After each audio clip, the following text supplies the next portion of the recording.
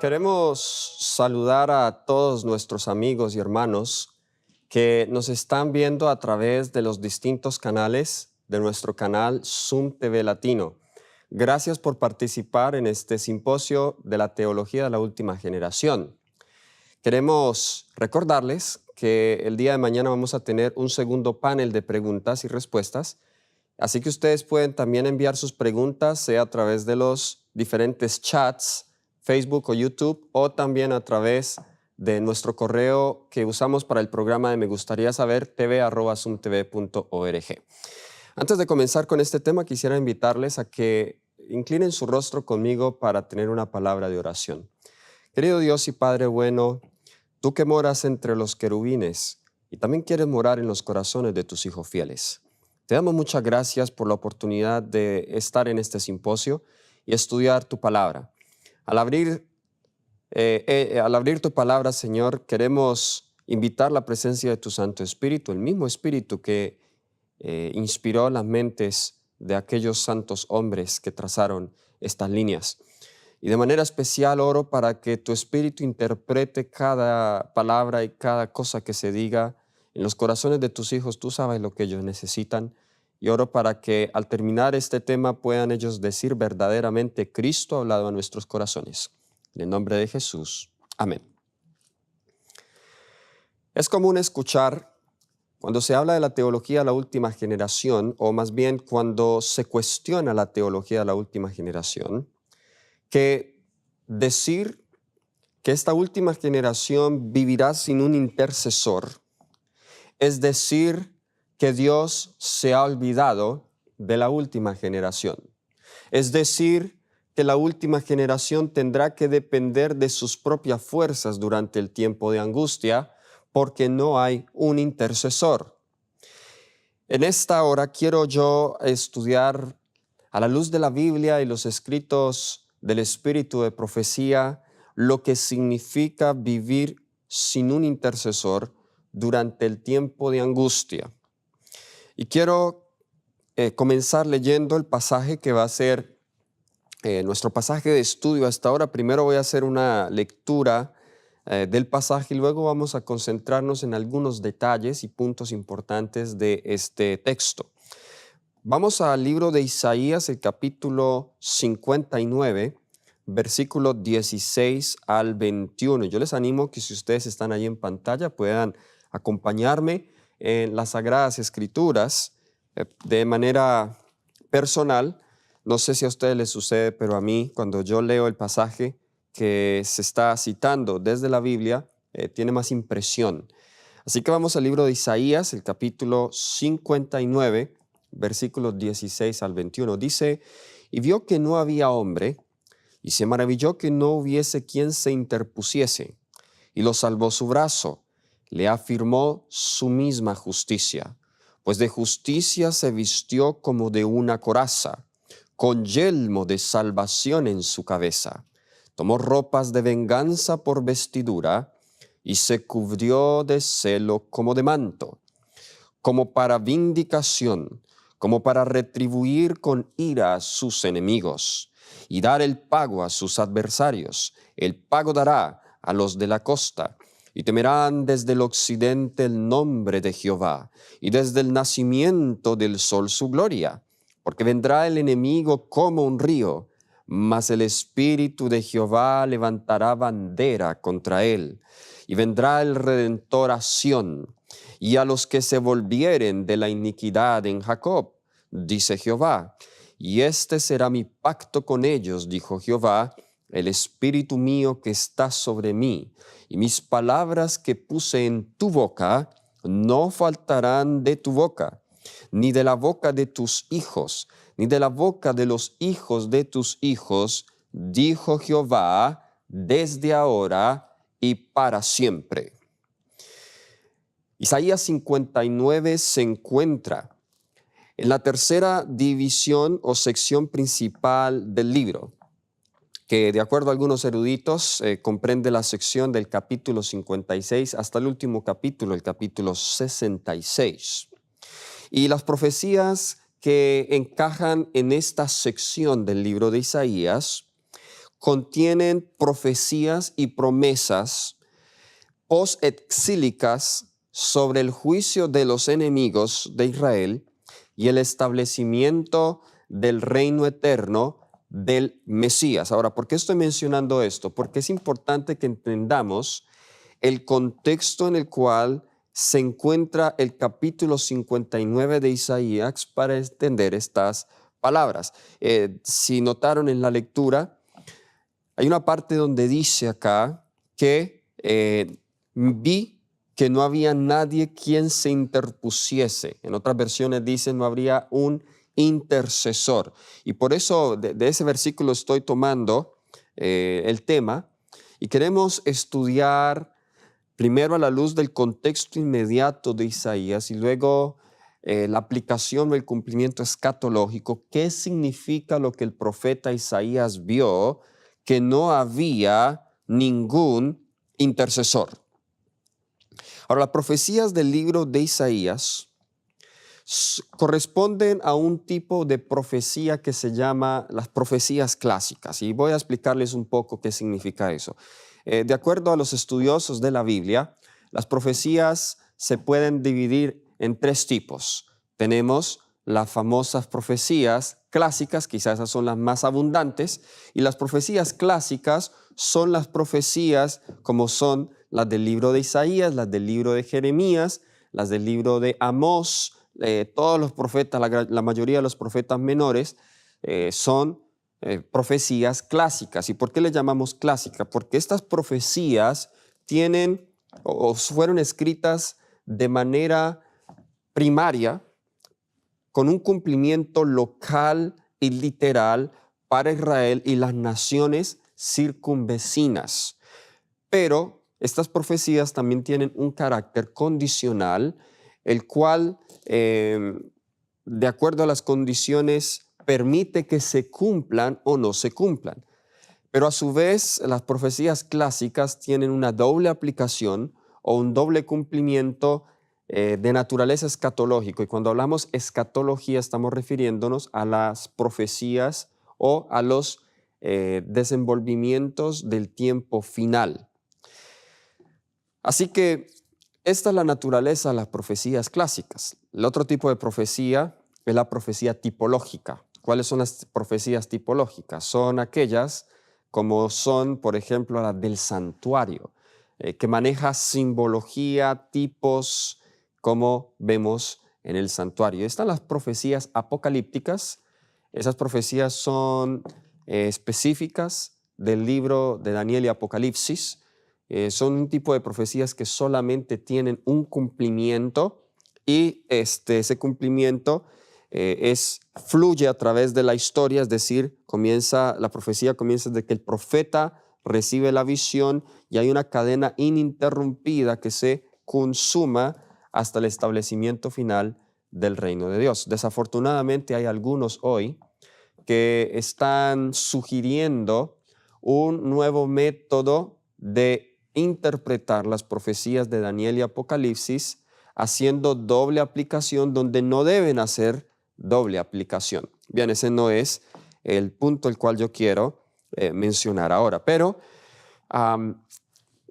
Isaías 59, como dije, entonces hace parte de esa comprensión clásica de la naturaleza de las profecías del libro de Isaías, el capítulo 59. Ahora, otra cosa importante cuando estudiamos la Biblia es que debemos estudiar el contexto literario, el contexto histórico. En el contexto literario nos referimos a lo que el capítulo antes dice, lo que dice el capítulo después, los versículos anteriores, los versículos posteriores, para saber en dónde encaja cierto pasaje. El capítulo 59 de Isaías entonces sucede al 58, y en el 58 vemos una obra de reforma. De hecho, vamos a mirar el capítulo 59 de Isaías, el 58, que es el que nos da el contexto para el 59, donde se le ordena al profeta que realice un trabajo no muy agradable. Para algunos este trabajo es muy agradable, pero para el profeta no lo era muy agradable. A veces algunos toman el ejemplo de los profetas para decir es que hay que reprender el pecado. Y entendemos que hay que reprender el pecado. Sí, pero saben que para los profetas no era agradable hacer ese trabajo. Pero algunos como que se deleitan en el trabajo de reprender el pecado. Isaías 58, versículo 1 dice, clama a voz en cuello, no te detengas, alza tu voz como trompeta y anuncia a mi pueblo su rebelión y a la casa de Jacob su pecado. ¿Los pecados de quién se van a denunciar? Los pecados de Israel, los pecados del pueblo. Dice, anuncia a mi pueblo, dice Dios. Así que aquí en el capítulo 58 vemos una obra de reforma que Dios desea hacer a través del profeta Isaías. El capítulo 58 de Isaías está en el contexto del día de la expiación. Como sabemos, algunos apartes de los primeros 5 versículos dice, por ejemplo, el versículo 2 nos dice que este pueblo está buscando a Dios. Lo está buscando con ayuno, de acuerdo al versículo 3. Se están humillando, nos dice también en el versículo 3. Bien, pero parece que Dios no está agradado con ese ayuno, de acuerdo al versículo 5. ¿Por qué? Porque en el día del ayuno estaban en contiendas y debates. Qué interesante eso. Dicho sea de paso, el pueblo adventista se ha conocido como un pueblo que en toda su historia ha estado en debates teológicos. ¿Ok? Bien, eso es lo que el pueblo de Israel estaba haciendo en el día de la expiación. No necesariamente voy a decir que estaban debatiendo teológicamente, pero sí había debates entre ellos. Así que el pueblo estaba, o el contexto del capítulo 58 es el contexto del día de expiación y es un mensaje para el pueblo profeso de Dios. Ahora, para que no quede duda de la aplicación tan directa de este capítulo a la iglesia adventista, noten el versículo 13 y 14 de Isaías 58. Dice, si retrajeres del día de reposo, el día sábado, tu pie, de hacer tu voluntad en mi día santo, y lo llamares delicia santo glorioso de Jehová, lo venerares, no andando en tus propios caminos, ni buscando tu propia voluntad, ni hablando tus propias palabras. Versículo 14 del capítulo 58 dice, entonces te deleitarás en Jehová, y yo te haré subir sobre las alturas de la tierra, y te daré a comer la heredad de Jacob tu padre, porque la boca de Jehová lo ha hablado. Ahora, ¿por qué estoy leyendo estos textos? Porque noten que el pueblo que se está reprendiendo es un pueblo que se le está a su vez llamando a una obra muy solemne, la obra de restaurar los portillos, edificar las ruinas antiguas, y parte de esa obra de restauración es la restauración de la verdad del sábado. Así que el cumplimiento o la aplicación primaria inmediata es el pueblo de Israel, pero la aplicación espiritual universal de este texto es la iglesia adventista del séptimo día.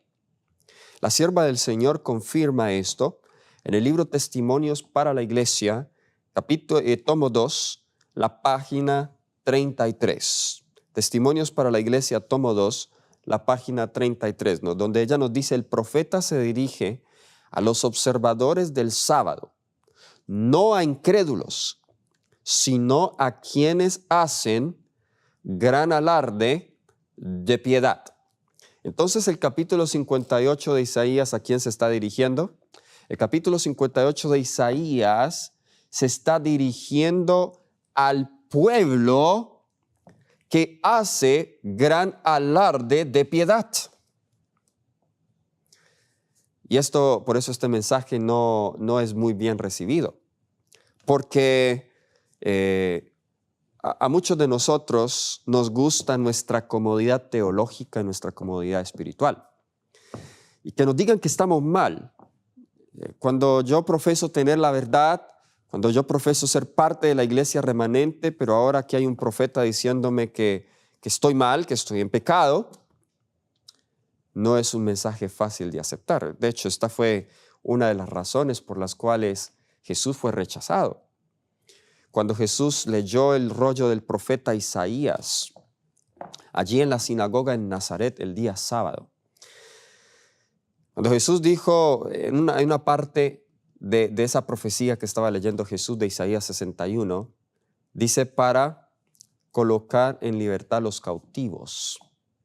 Y ellos entendieron qué significaba eso.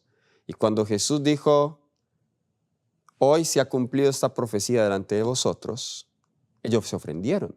Porque prácticamente Jesús les dijo, ustedes están cautivos por el pecado, pero yo he venido a librarlos.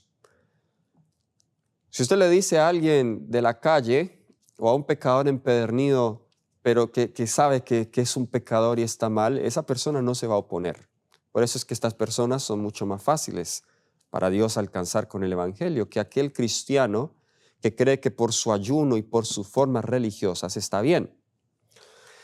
¿Cómo sabemos que este es el día de la expiación? Bien, porque solamente había un día. Solamente en realidad en las instrucciones mosaicas, solamente se había instruido de un día específico en el cual debía ayunarse, y era en el día de la expiación. Así que este pueblo tiene una tarea específica, la tarea de reparar la brecha que el hombre de pecado hizo a la ley. No cabe duda que escatológicamente se refiere a los adventistas del séptimo día, como literalmente a Israel. Con ese contexto, entonces, llegamos al capítulo 59 del libro de Isaías. Isaías 59, mientras que Isaías 58 vemos que la misión y el trabajo que Dios llama al pueblo remanente, aquellos que se les llama reparar la brecha, pero también la imposibilidad, ¿por qué no están cumpliendo la misión? El capítulo 59 ahora describe el carácter de los líderes religiosos y el estado de anarquía que reinaba en la nación. El pecado que Dios entonces le pide al profeta que condene en el capítulo 58, lo hace más claramente en el capítulo 59. Es decir, en el capítulo 58 se les menciona que en el día del ayuno estaban todos en contiendas, estaban todos en debates, pero ahora en el capítulo 59 va a ser más claro el profeta. Vamos a mirar algunos apartes del capítulo 59 para mirar la condición en que se encontraba. Y dicho sea de paso, como dije, este capítulo está dirigido especialmente a los líderes religiosos. Eso es un mensaje que no es fácil para los líderes religiosos asimilar. Versículo 4, Isaías 59, versículo 4. Note lo que dice: no hay quien clame por la justicia, ni quien juzgue por la verdad. Confían en vanidad y hablan vanidades, conciben maldades y dan a la luz iniquidad. Esa ilustración de concebir significa que el problema es más que solamente algo externo, sino que viene desde los pensamientos, desde lo más profundo de su ser, es decir, la misma naturaleza, los mismos pensamientos y motivaciones están corruptas y por eso dan a luz iniquidad. Noten en el versículo 8, dice, no conocieron el camino de paz, ni hay justicia en sus caminos. Sus veredas son torcidas, cualquiera que por ellas fuere, no conocerá paz. ¿Por qué no conoce usted paz? Aquí nos dice el texto, no conocieron camino de paz, ni hay justicia en sus caminos. Es decir, que la ausencia de justicia nos conduce a ausencia de paz. Cuando no hay justicia, no hay paz. Romanos 5:1 dice, justificados pues por la fe, tenemos ¿qué? Tenemos paz para con Dios. ¿Será posible, y déjeme sugerir aquí algo, será posible que estos líderes religiosos estaban enseñando un camino incorrecto de salvación que conducía a las personas a no conocer el camino de paz? Y por eso dice acá que sus caminos o sus veredas son torcidos, y cualquiera que sigue por esa vereda dice que no conoce la paz. Es decir, que ese camino que estos líderes religiosos estaban colocando delante del pueblo conduce a la falta de paz. Qué tremenda responsabilidad la de los líderes religiosos.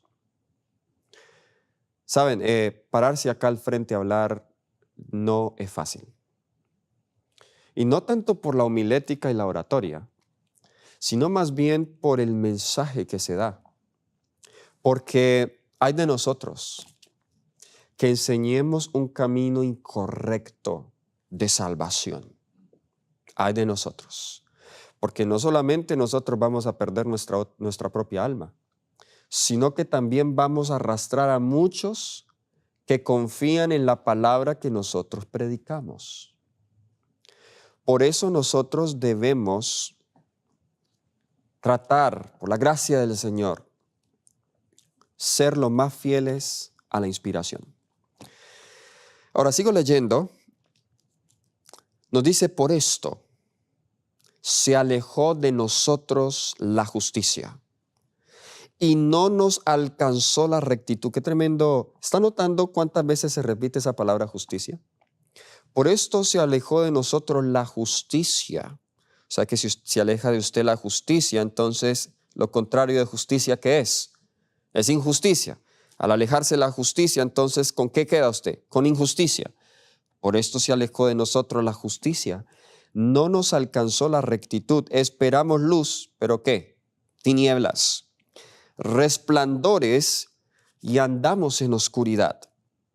Ahora vamos al versículo 14 y 15. Y el derecho se retiró y la justicia se puso lejos, porque la verdad tropezó en la plaza y la equidad no pudo venir. Y la verdad, oigan esta parte, escuchen esto, la verdad fue detenida. Y el que se apartó del mal fue puesto en prisión. ¿Qué estaban haciendo los líderes religiosos? Veían a la verdad como una enemiga. Detenían la verdad. Quizá les decían a sus feligreses, no escuchen eso, que es peligroso. Y como resultado de eso, ¿qué pasó? El que se aparta del mal, el que está siendo redimido por el evangelio, es puesto en prisión. El que trata de hacer la voluntad de Dios es perseguido. Déjenme decirles, aunque este no es el mejor criterio para definir qué es verdad, pero si usted quiere confirmar que es verdad, la verdad siempre ha sido perseguida. La verdad siempre ha tenido que ocultarse. La verdad siempre ha tenido que ser perseguida. Qué tremenda la condición, noten, cuando se aparta la justicia. Por eso es que noten que un concepto equivocado de salvación, de soteriología, nos lleva a un rechazo a la verdad y a mirar a los que están en la verdad como enemigos, a los que se apartan del mal, nos lleva a colocarlos en prisión. Y luego nos dice acá, y lo vio Jehová y desagradó a sus ojos, porque pereció el derecho. Qué tremendo esto. Ahora, esa expresión donde dice acá en el versículo 14, porque dice acá, la justicia se puso lejos. A ver, querido hermano, ¿está la justicia cerca a ti o está lejos de ti? Que contraste estas palabras con las palabras del apóstol Pablo en el libro de Gálatas. Para estas personas, estos líderes religiosos, dice que la justicia estaba lejos. Pero ¿qué es lo que debe tener el Hijo de Dios lejos? Usted solamente hay dos opciones. O la justicia está lejos de mí, pero note lo que dice acá Gálatas 6:14. Pero lejos esté de mí gloriarme, sino en la cruz de nuestro Señor Jesucristo. ¿Qué tienes tú lejos? ¿Está el yo lejos o está la justicia lejos? ¿Qué está lejos de ti? Esta era la condición de los líderes religiosos. De hecho, esta profecía apunta no solamente al contexto inmediato del profeta Isaías, sino a los días de Jesús. Porque esta era la condición de los líderes religiosos en los días de Jesús. El deseado de toda la gente, es página 422, nos dice: el capítulo 61 de Isaías testifica que Cristo había de hacer la misma obra que hacía. El capítulo 53 presenta su rechazamiento y sufrimientos, y el capítulo 59 describe el carácter de los sacerdotes y rabinos. Entonces noten, aquí la sierva del Señor nos confirma esto. Estas referencias claramente muestran el estado de la apostasía. La justicia, la verdad, el derecho, la equidad, todas estas cosas son referencias a la ley de Dios. Están siendo rechazadas, están siendo despreciadas. Ahora, escatológicamente, este capítulo apunta al tiempo cuando el mundo entero, de manera especial el mundo religioso, instigado por los líderes religiosos apóstatas, pisotearán la ley de Dios, pasarán una ley dominical y así pisotearán la ley de Dios abiertamente. Entonces, con el contexto que hemos ya brindado en el capítulo 59 de Isaías, vamos a pasar a definir o a ampliar algunos puntos importantes que yo quiero resaltar aquí. Vamos al versículo 16 una vez más, donde dice: y vio que no había hombre y se maravilló que no hubiese quien se interpusiese. Esa palabra interpusiese no es una buena traducción. En el hebreo es la palabra pagá, que significa hacer intercesión. Es la misma palabra que se utiliza en Génesis 23:8, donde dice, Génesis 23:8, vamos allí brevemente para que veamos cómo se utiliza la palabra pagá. En este contexto dice Génesis 23:8, y habló con ellos diciendo: si tenéis voluntad de que yo sepulte a mi muerta delante de ti, oídme e interceded por mí con Efrón, hijo de Zoar. Aquí la palabra interceded por mí, donde dice interceded, es la misma palabra interpusiese que se habla en Isaías 59:16. Ahora, sin ir tan lejos, allí mismo en Isaías, esta vez el capítulo 53, el versículo 6 y el versículo 12, encontramos la misma palabra pagá. Nos dice en Isaías 53, el versículo 6, todos nosotros nos descarriamos como ovejas, cada cual se apartó por sus caminos, mas Jehová cargó en él el pecado de todos nosotros. ¿Saben cuál es la palabra allí o cómo se traduce la palabra pagá allí? Porque aquí quiere un significado más amplio. Es el verbo cargar. Dice, mas Jehová cargó en él el pecado de todos nosotros. Es decir, que interceder también tiene que ver con la obra de Cristo de cargar sobre sí con nuestros pecados. El versículo 12 de Isaías 53 también nos dice: por tanto, yo le daré parte con los grandes y con los fuertes repartirá despojos. Por cuanto derramó su vida hasta la muerte, fue contado con los pecadores, habiendo él llevado el pecado de muchos y orado por los transgresores. Una vez más vemos acá el contexto o el concepto de intercesión. Y hay muchos otros pasajes, pero por falta de tiempo no voy a analizarlos. Así que los sacerdotes del pueblo eran tan corruptos que habían dejado de interceder por el pueblo como Aarón y Fines, en Números 16:48. Pero escatológicamente, El mediador entre Dios y el hombre es Jesucristo. En 1 de Timoteo, el capítulo 2, versículo 5, hablando de ese verdadero mediador, nos dice, porque hay un solo Dios y un solo mediador entre Dios y los hombres, Jesucristo hombre. No dice María, dice Jesucristo hombre.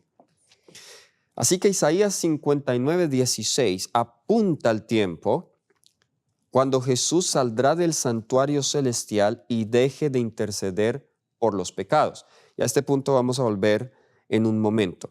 ¿Cómo llegamos a esa conclusión? Volviendo a Isaías 59, veamos algunos detalles de este pasaje que nos indican que ese momento cuando no habrá un intercesor es un tiempo cuando el sacerdote, cuando nuestro sumo sacerdote Jesús se cambie de vestiduras. Noten lo que dice Isaías 59 y vamos al versículo 17 esta vez. Dice, pues de justicia se vistió como de una coraza, con yelmo de salvación en su cabeza. Noten que aquí dice que se viste de justicia y luego dice, tomó las ropas de venganza por vestidura y se cubrió de celo como de manto. Ahora la pregunta surge entonces es, ¿cuándo Jesús como nuestro sumo sacerdote se va a vestir con vestiduras reales, con vestiduras de venganza? El mismo libro de Isaías, un poquito más adelante, en capítulo 63, versículos del 1 al 6. Este capítulo habla sobre el día de la venganza de Jehová. Y noten lo que dice. Comienza con una pregunta. ¿Quién es este que viene de Edom? De Bosra. La razón por la cual se mencionan estas naciones acá no es tanto porque venga de ese lugar, sino por el significado, el simbolismo de Edom. Edom significa rojo y Bosra era una de sus ciudades. Vamos a ver que lo que se está hablando acá tiene que ver con sangre. ¿Quién es este que viene de Edom, de Bosra, con vestidos rojos? ¿Sí ven el juego de palabras en el hebreo? Bosra, Edom, rojos. Este hermoso en su vestido, que marcha en la grandeza de su poder.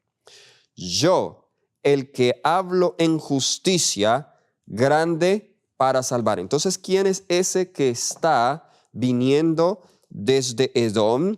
¿Quién es ese que está vestido en hermosura? No puede ser ningún otro que nuestro Salvador Cristo Jesús, porque es el grande para salvar. Ahora vamos al versículo 2, porque ahora se hace una pregunta. Y la pregunta que le hacen al Salvador es, ¿por qué es rojo tu vestido y tus ropas como del que ha pisado en el lagar? Versículo 3, aquí está la respuesta. He pisado yo solo el lagar, y de los pueblos nadie había conmigo. Los pisé con mi ira, los hollé con mi furor, y su sangre salpicó mis vestidos y manché todas mis ropas.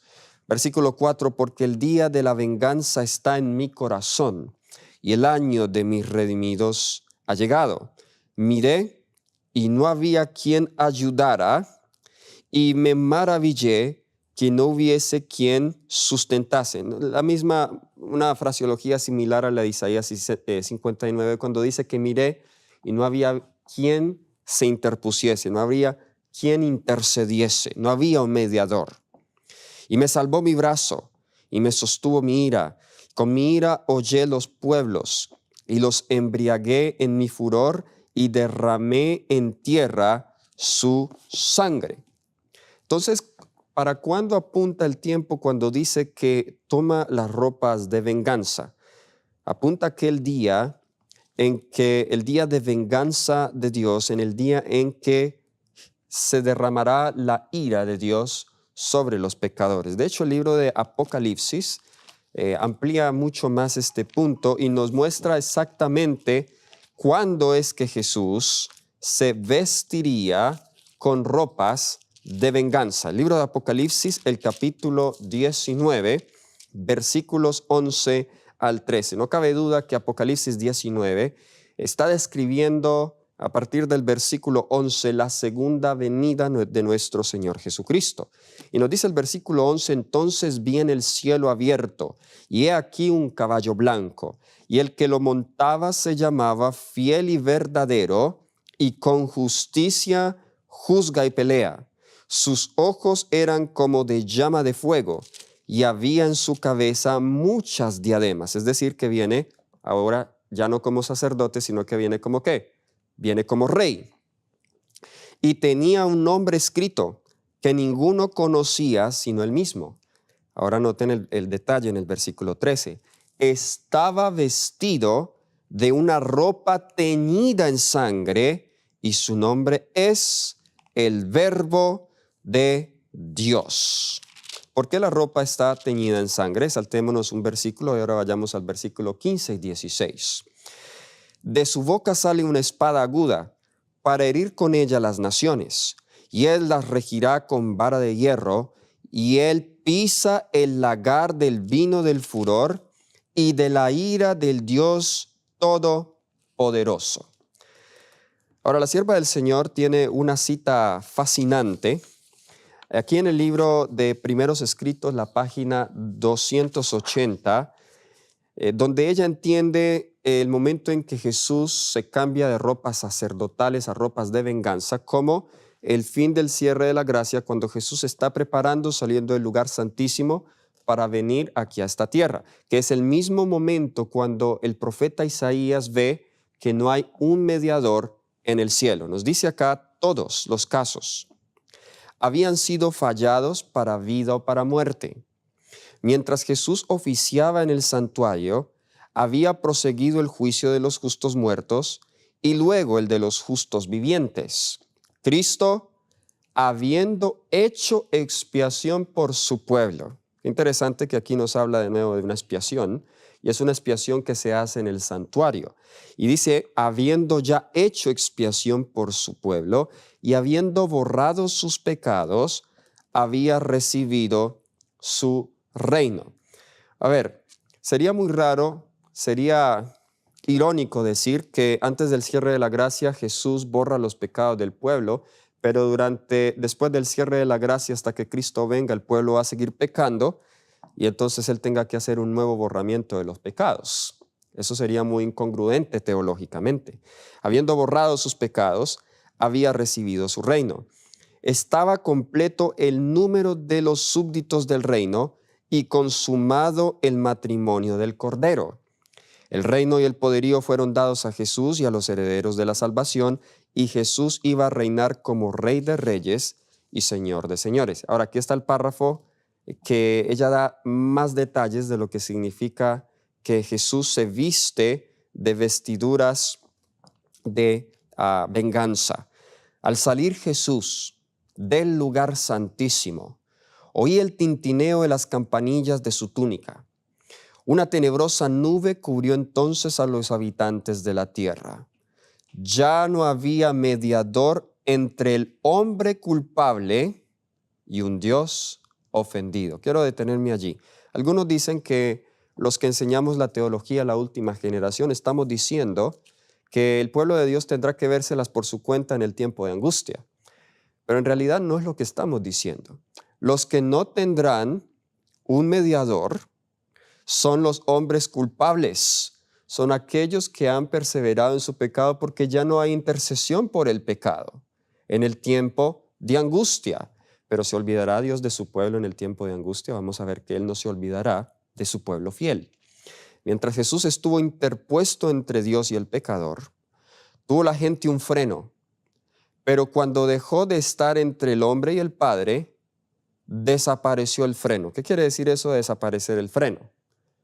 Eso es alusión a Apocalipsis 7 de los vientos, que es el freno. Cuando los vientos no se han soltado, pero cuando Cristo salga del lugar santísimo, pues ese freno se quitará y ahora los vientos se soltarán.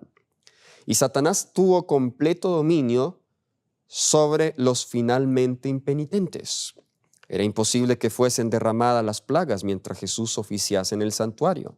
Pero al terminar su obra allí y cesar su intercesión, Nada detiene ya la ira de Dios, que cae furiosamente sobre la desamparada cabeza del culpable pecador, que descuidó la salvación y aborreció las reprensiones.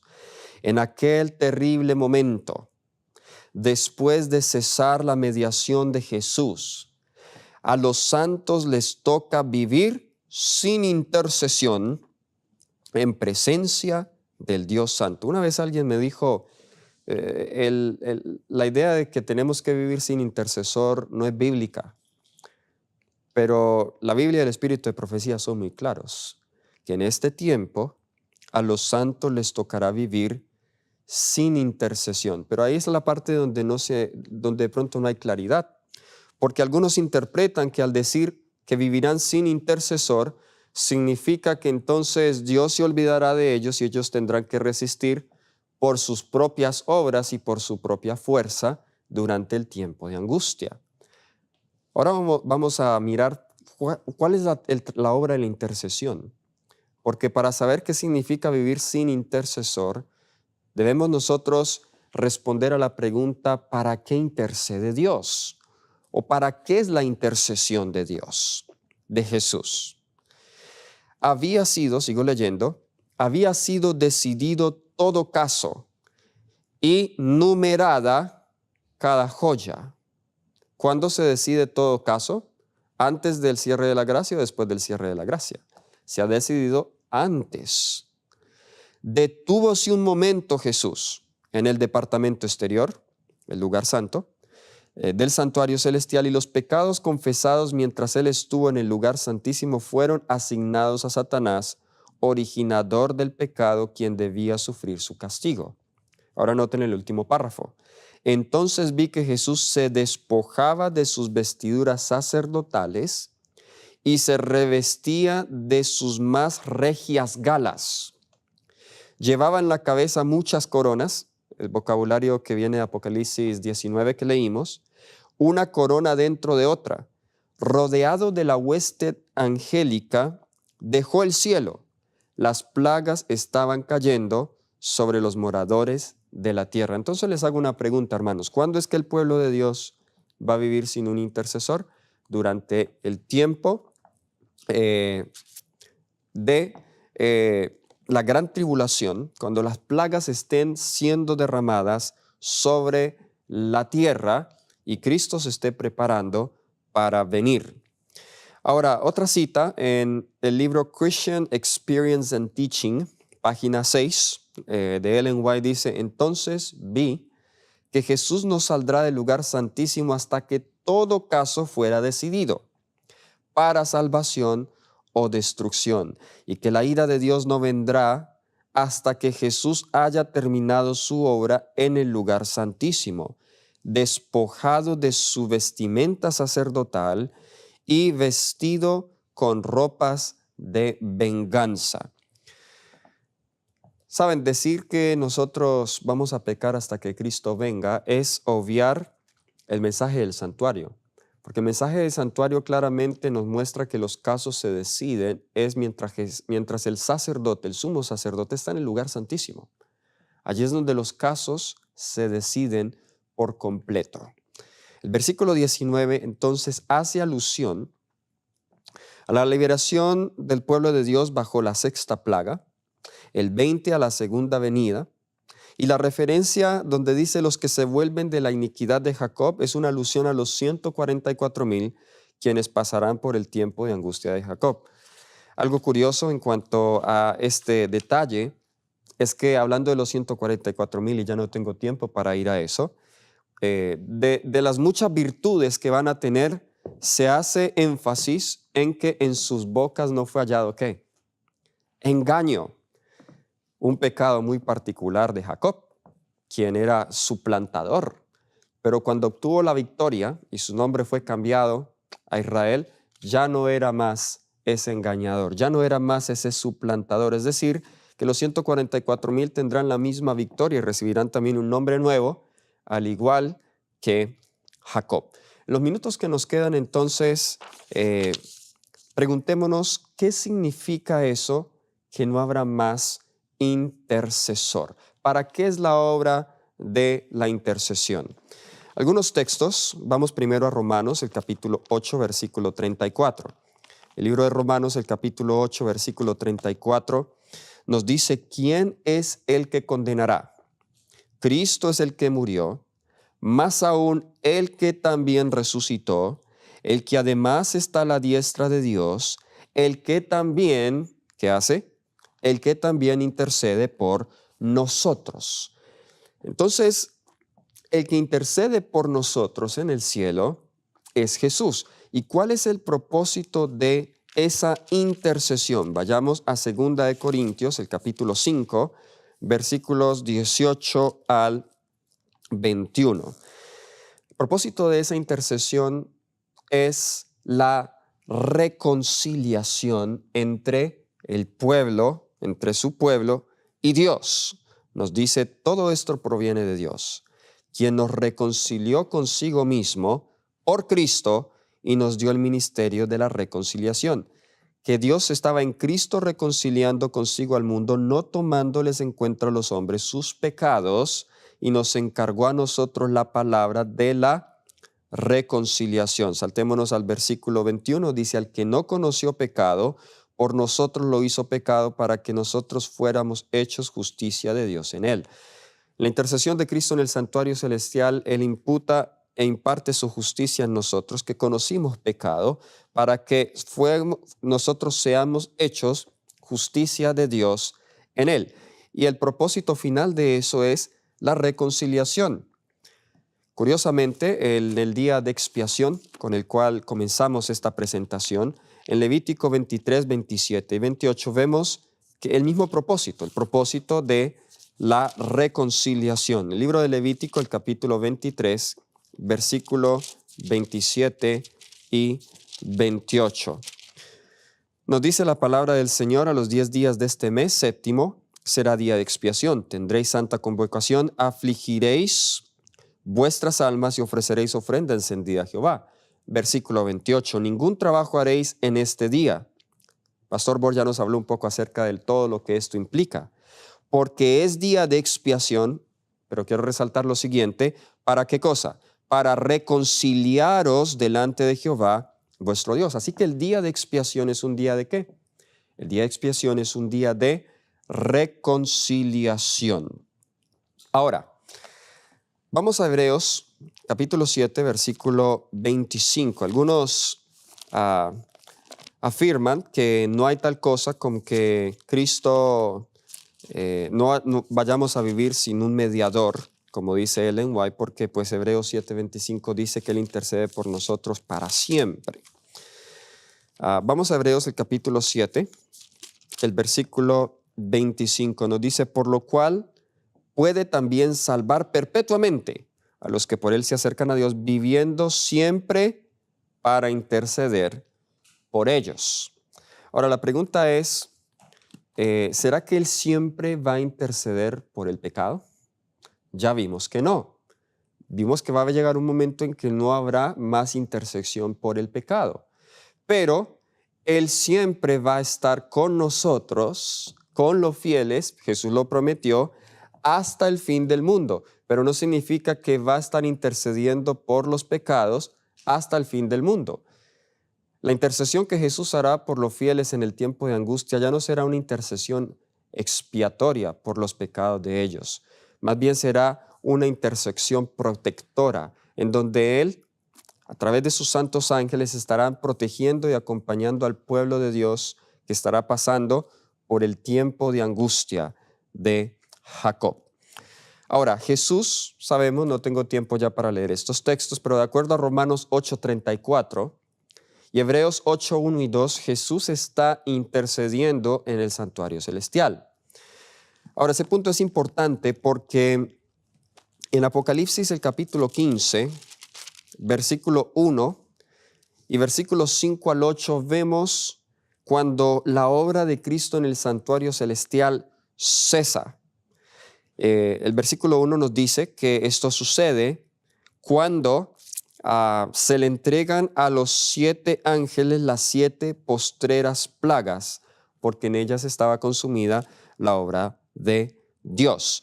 Pero quiero leer el versículo 8, que este versículo es clave. Apocalipsis 15:8 dice, y el templo se llenó de humo por la gloria de Dios y por su poder, y nadie podía entrar en el templo hasta que se hubiesen cumplido las 7 plagas de los 7 ángeles. Ahora, ese es un detalle muy interesante. Dice que el templo se llena de humo. No tengo tiempo para ampliar esto, pero siempre que va a comenzar una serie de 7 en Apocalipsis, vemos un movimiento de Cristo en el santuario. En las iglesias vemos que Él está en el candelabro, en los 7 sellos Él está en la mesa de los panes, en las 7 trompetas está en el altar del incienso, luego vemos el templo abierto al final del capítulo 11, pero ahora en Apocalipsis 15, antes de comenzar las 7 postreras plagas, ya no hay ningún hombre en el templo. Y dice que está lleno de humo. Bien, hubo 2 ocasiones en que la Biblia menciona que el templo se llenó de humo, se llenó de la nube de la presencia de Dios, y fue cuando se terminó el santuario mosaico en el desierto y también cuando se consagró el templo de Salomón. En ese momento nadie podía entrar, lo cual significa que nadie podía hacer intercesión. O sea, se acaba la obra de intercesión. Ahora, ¿qué significa el humo o la nube?